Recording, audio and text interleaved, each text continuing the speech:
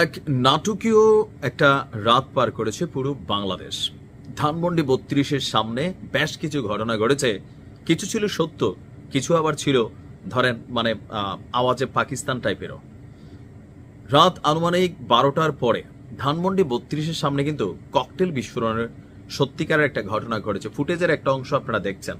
But এই ঘটনাটা ছাড়া আরো যে সকল নাটকীয় ঘটনাগুলো ঘটেছে, চলুন দেখি বাকি নিউজে বিস্তারিত। সালামু আলাইকুম।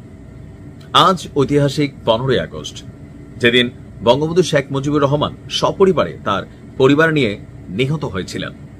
তো আজকের এই দিনটা রাষ্ট্রীয়ভাবে যে শোক দিবস ছিল সেখান থেকে বিচ্ছিন্ন হয়েছে।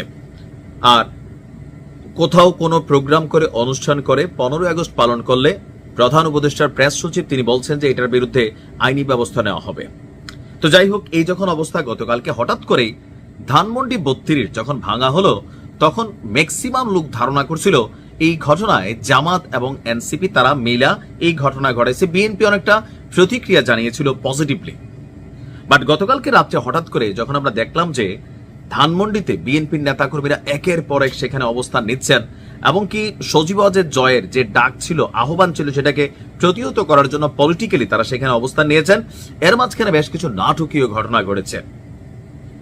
একদিকে হঠাৎ করে একটা আওয়াজ হইল, বিকট কাণ্ড, পাবলিক কথা বলতেছে, বক্তব্য দিচ্ছে, টেলিভিশনের ক্যামেরা ধাম করে আওয়াজ, ভাই যে যার মতন দৌড় দিল। তারপরে জনগণের খেয়াল হইল কোথায় এই ককটেল ফাটছে, বোমা ফাটছে, দেখা দরকার। উৎসুক জাতি দৌড়ে দৌড়ে যাইয়া হতাশ, কেন? গাড়ির টায়ার ফাটছে। থাকে না যে সিচুয়েশনটাই এমন যে একটা সাইকেলের চাকা ব্রাস্ট হলেও ভয় কাজ করতেছে, আওয়ামী লীগ কোন দিক দিয়ে এসে আবার কোনো নাশকতা ঘটাইতেছে কিনা। কিন্তু গোয়েন্দা তথ্য আছে নাশকতা ঘটার। আজকের দিনেও বাংলাদেশের 7টি জেলাকে রিস্কি ধরা হয়েছে। তো যাই হোক, এই গেল টায়ার কাণ্ড। এর আগে দিয়ে ঘটল আরো 2 কাণ্ড। শিবিরের বাংলা কলেজের, ঢাকা কলেজের, না জানি কোন কলেজের একজন নেতা, আমি নিউজটা দিছিলাম গতকালকে, ওনাকে মারধর করার পর সেখানে আবার গভীর রাতে শিবিরের আরেক নেতারা আসছে, এবার অরিজিনালি তারা পোস্ট পদবীওয়ালারা আসছে। আসার পরে যেই ছেলে ওই ভাইরে মারছিল, ওই ছেলের সামনে আবার বিএনপির নেতারা সহ শিবিরেরটা মুখোমুখি অবস্থান ছিল, যদিও ছাত্রদলের পক্ষ থেকে। কারণ ওই শিবিরের যে বাংলা কলেজের যাকে মারধর করা হয়েছে, এখানে সম্ভবত ছাত্রদলের কোনো একজন কর্মী বা একাধিক কর্মী কানেক্টেড ছিল।